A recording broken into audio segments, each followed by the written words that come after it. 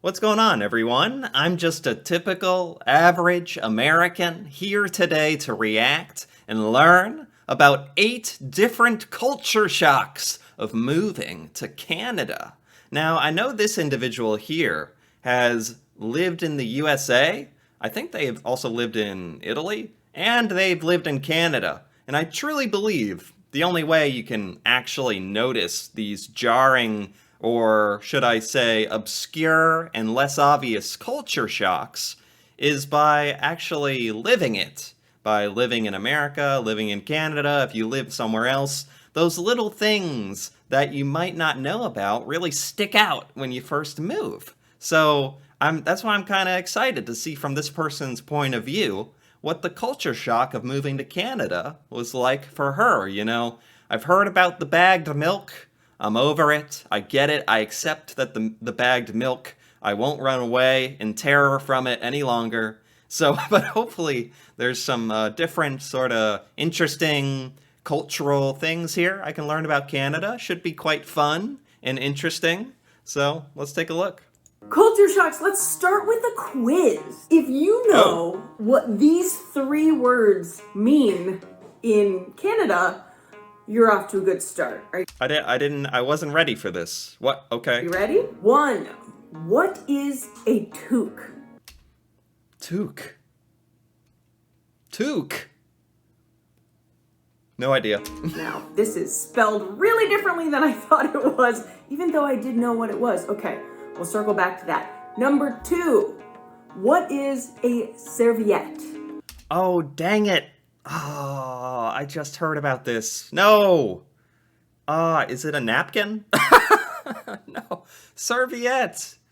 I just heard this word. Darn it. And 3, what is a Chesterfield? Chesterfield. No, why is she doing this to me? I've heard 2 of these words, 100%. Is a Chesterfield a couch? Oh, please be a couch. Do you know? Did you get any of those right? So, a toque is a beanie, a serviette is a napkin, Yes! and a Chesterfield is a sofa, like a couch. What? Okay, I feel good. What was the first one? A beanie. Toque. All right. You know what? All right. I know about Canada. Get out of here. I know these. Why? Some of these words, it's really clear the French influence here in Canada. I mean, Yeah. Official languages in Canada include both English and French. So, serviette, like that, that's French, right? It kind of makes sense. Okay, with that quiz, I hope I either gave you some confidence to like go into the rest of this video, like I know a thing or 2 about Canada. Yeah. Or you're like, I know nothing about Canada. I do feel like as Americans, we kind of assume, it's like, oh, Canada's our cousin. Probably the same, right? They probably have the same currency. No, that's absolutely true. I assumed everything was exactly the same. Maybe it's just because we speak and act virtually the same that I just assumed everything was the same. But it's not. There's some weird stuff. Some weird stuff going on in Canada and the United States, to be honest. No. They probably have all the same laws. No. So as I go through this list, I'm going to contextualize it in terms of what shocks me about this thing compared to other places that I've lived, or kind of what reminds me even of some other places that I've lived. Okay. Andiamo. The first is maybe the most stereotypical one, but it blows my mind because it's so true. People are so nice. I'm absolutely 100% confident that this trope, this stereotype, is true. I've heard it too many times now. Every time I watch any kind of video talking about Canada and what you can expect, the people are nice. Why? I bet the one time if I run into a Canadian after watching this, it's gonna be some, like, the worst jerk, like, the absolute, like, one Canadian in all of Canada who's, like, mean, and I'm gonna be like, I was wrong. They're all mean. I was wrong. No, but apparently many, many, many Canadians, the majority, are very friendly, which is an amazing thing to be associated with an entire culture of people. Ridiculously nice. It's kind of just this curiosity, happiness, smiling, but it goes beyond that even to a kind of politeness. So all the time here, people are saying sorry to you. Sorry, sorry. This reminds me of all the sorry in England, and Connor actually makes fun of me because I still say sorry. Yeah, that's not a thing in the United States at all. It is a very, very special moment. It's a very special moment when an American says sorry to you for something if they bump into you or block your way or drop a brick on your head or whatever. You'd be hard-pressed to get an apology. Most people do not like to... either they like to talk your ear off or not talk to you or not acknowledge you at all. It's kind of polarizing. I'm generalizing here, but whatever. That's what we're here for, to kind of make generalizations. Yeah, so this is very, very, very different than Canada. If I'm just caught off guard, I still say it with a bit of like a British bent. Like, I'm not trying to be Madonna here. Like, it just comes out. Now, don't get me wrong. The people in Puglia in southern Italy, where I just lived before moving to Toronto, Pugliese are the friendliest, most welcoming, most hospitable people as well.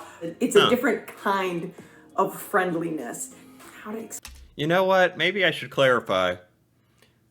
I'd say most of the time you'd expect an American to be quite friendly or at least polite to you.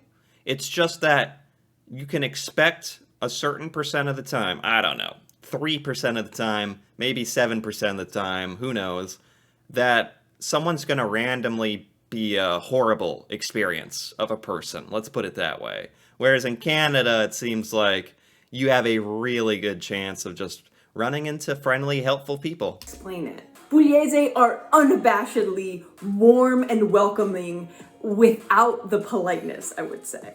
Our dog Kiro is 100% Pugliese, and I think he agrees with me. Sei d'accordo, Kiro? Sei d'accordo? Which brings me to number 2. There are no stray animals. Like, I haven't seen a single stray cat, which I saw multiple of every single day living in southern Italy. And that leads me actually to kind of another point, which is just the overall cleanliness. Oh, wow. Yeah, thankfully, at least where I live and in a lot of parts of America, there's not stray animals running around. There are. It's kind of rare, but if I saw a stray cat or something, it wouldn't blow my mind.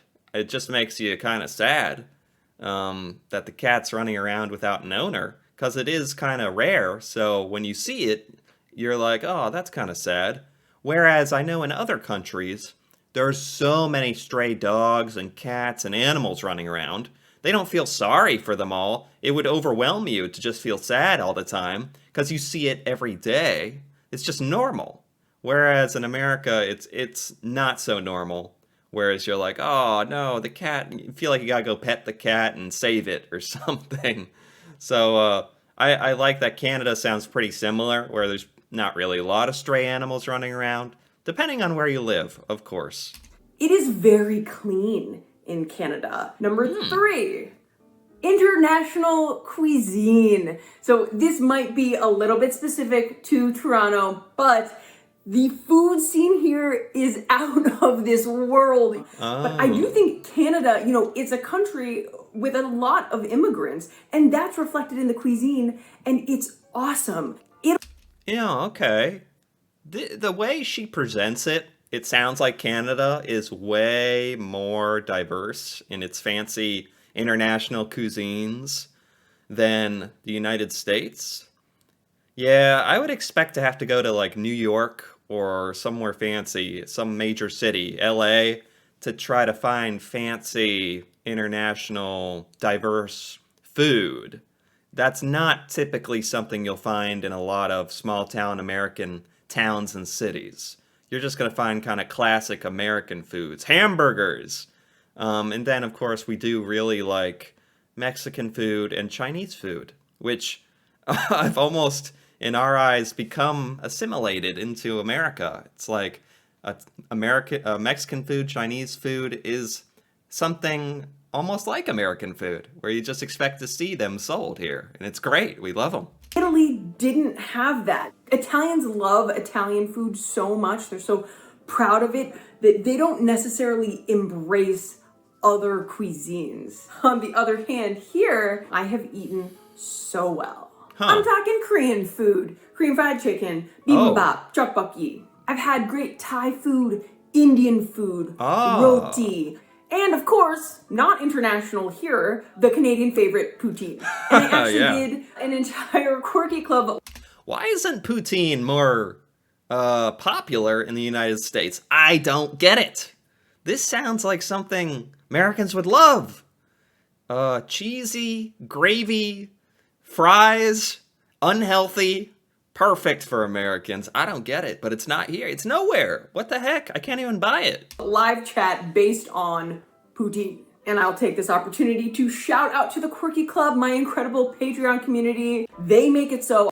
Oh, I don't mind her. I don't blame her for shouting out her sponsors and Patreon, but I'm probably going to skip that. The weather. So we moved here at the beginning of March. Yeah. It is now mid-April.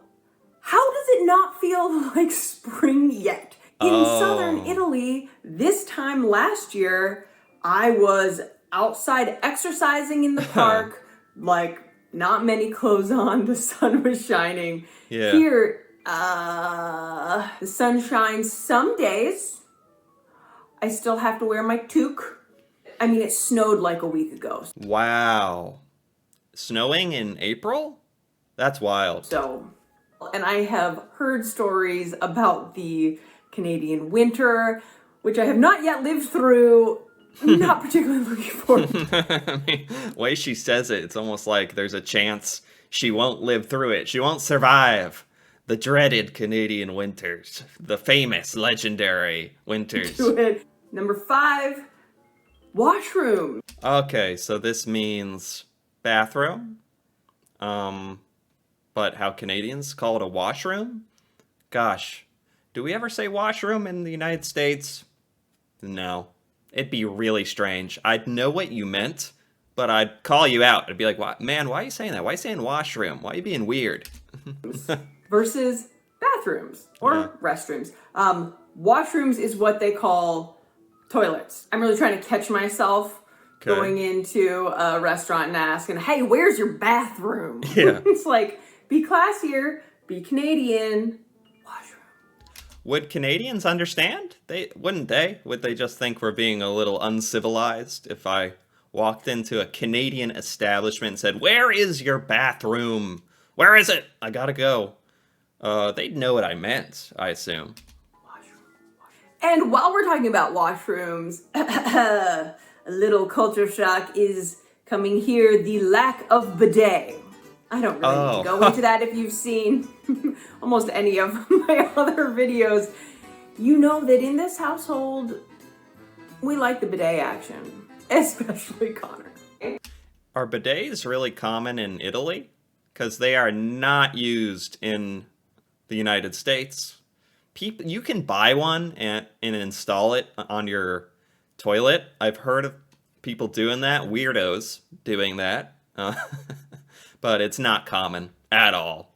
It's the greatest piece of fixture that I've ever had in any place I've ever lived. Number 6. So, healthcare here. A complete 180 from healthcare in America. But has some similarities to, the more universal healthcare offered in Italy that I experienced and also in London. As you may or may not know, I preggers and intend on giving birth here in Canada. I'm actually gonna pass this over to Connor. Healthcare around the world. Getting pregnant for us has become a lesson in comparative health systems. We had our first trimester in Italy. Per fortuna belle notizie oggi. Which was a fully socialized medical system, whereas like the there's no health insurance. It's all the government. Medical professionals work for the government, and all of the hospitals and care is run by the government, and it's free for all the residents. Wouldn't that be something? That'd be something. I can only imagine. Vedi, dalla testa, che sta sulla parte destra, e il culetto, diciamo, che si trova sulla parte sinistra. Then we went back to the United States, where everything is privatized for the most part, and you buy private health insurance to cover your coverage, which is then administered by private medical professionals. Yeah. There we go. It's a girl. It's a girl. And then third trimester, we're now in Canada, which has social insurance. So the healthcare system is administered by the government, but all the professionals, the medical professionals, the doctors, etc., are privately employed. But everyone has the same social health insurance. Okay, that's a good explanation, actually. Very simple, straightforward explanation. This wasn't supposed to be a video about Canadian healthcare, but that actually helped. In the UK, it was like Italy, where it was like fully socialized, the NHS. Love the NHS. There was obviously private options as well. Thanks, Professor Connor. You're welcome. Number 7, television. Again, I think that this is a hilarious, like, American-centric way of thinking about things. But when we first moved here, there were basketball games on that Connor wanted to watch. He had just gone 5 years without being able to watch his favorite sport, American basketball, because we were in England and then Italy. So here we were like, this is great. Except, no. Yes, he could do some like VPN stuff and like was able to catch some of it, but I guess it's just not what we assumed. And we assumed that we would be able to turn on the TV and pretty much watch anything that, just like how we could watch it in the States. Well, I'm not sure exactly what we're getting at here. There's programs that like the Canadian government won't let you watch, or Canadian television programming institutions just won't let you watch, or which is not true. There is a perk though. Now we have access to CBC, Canadian Broadcasting Corporation, and their shows like the one that our friend Julie Noki is on, Run the Burbs. I'm sure you know Julie and her incredible YouTube channel. If you don't, by some odd reason by now, go check it out. Oh, I actually, funny enough, have seen her before. Funny. In terms of tax... Hold on, that's it? Well, I'm not sure what this one was saying exactly. TV and country restricted programming. Okay, so just the TV programming is restricted. You can't watch American sports and certain programs in Canada. I guess I understand that. I would think that would actually be true in lots of countries where maybe they just don't have the TV contracts and deals with certain, sports institutions and stuff to legally be able to show it. So I don't think that's necessarily Canada censoring anything, or they just don't have the rights to show American basketball, I assume, or no one wants to watch it, so it's not worth it for them to purchase the rights to show it, or a million other things. So I think I understand what she was saying. Plus, you can watch all that on the internet, can't you? You don't have to watch it on TV. Too old school. Get out of here. You can just watch YouTube forever. YouTube and TikTok. Incredible YouTube channel. If you don't, buy some taxes and tips. Tax and tips. Okay. Now, go check it out.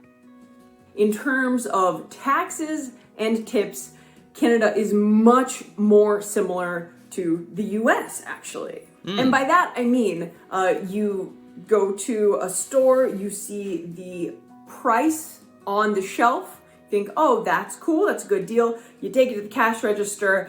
Oh, look, they do it in Canada too. Right here, I was wondering about this. They always price it like $8.99 or $1.99 or $99.99, just under a whole number, because they want it to seem like lower, like that's gonna fool anyone. They want it to seem lower in cost, and then the tax pushes it up above it. On the shelf, think, oh, that's cool, that's a good deal. You take it to the cash register, and the price you end up paying is more, and that's because of the tax added on at the end. Yeah. UK, Italy, that tax was incorporated in the price that you saw, and... That would be interesting, wouldn't it? it'd be hard to get used to. Doesn't that mean you end up with really, really random prices on the stickers? You go to the grocery store and the carrots are like $3.47 and the cereal's like, oh, $7.22. It would give you a headache. You'd be like, hey, no, I want the $7.99 back. I'll pay more for that. Also, in terms of tipping for services, tipping at a restaurant, that is expected here. You tip, 15, 20% if it's really great service. So as an American, I'm used to this. However, living in London and Italy really got me out of the habit. I hope you enjoyed these. Oh, they incorporate the tip into the bill. How much do they... So they're basically telling you how much you're gonna tip. That's kind of an interesting concept. You don't get to choose. Tipping is weird. It's like you're the judge of their performance as someone in a service position. Kind of a funny concept, isn't it? And then in the UK and other places, it's just part of the bill. Wonder what percent they go with. Huh, interesting. These culture shocks of living in Canada. È tutto per oggi. Okay, pretty good. I like that. This is by Q Katie. I gotta give that a like. That was very good. Very informative. She has a good perspective. A very informative perspective.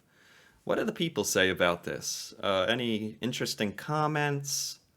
Oh, wow, a lot of people that are just really big fans of Q Katie, honestly. International food. I'm an American. I feel fortunate that we share a border with such a pleasant country. Wow. What a grant. Very nice of him. I agree with that. Okay. Yeah. Interesting. What did she say here? We had the quiz. that dang quiz. I got 2 out of 3 of them. Canadians are friendly. No stray animals. International cuisine. Apparently the food is just objectively better in Canada. Weather. I think I'll stick with America on that one. I think. I'm a little scared of the Canadian winter now. Washrooms. Healthcare is better. No basketball. Unfortunate. And the tax and tipping. Okay. Informative. Some of these I was kind of familiar with. And thankfully, quite a few of these I was not. So I am very glad that I happened upon this video in particular, because this had some interesting culture shocks that I didn't know of. Very good. Anyway, if you enjoyed this video, feel free to give it a like or leave a comment. And if you're interested in more videos like this, me reacting to Canada, Canadian culture, stuff in Canada versus America, feel free to subscribe for more. And until then, thanks for watching, and see you next time.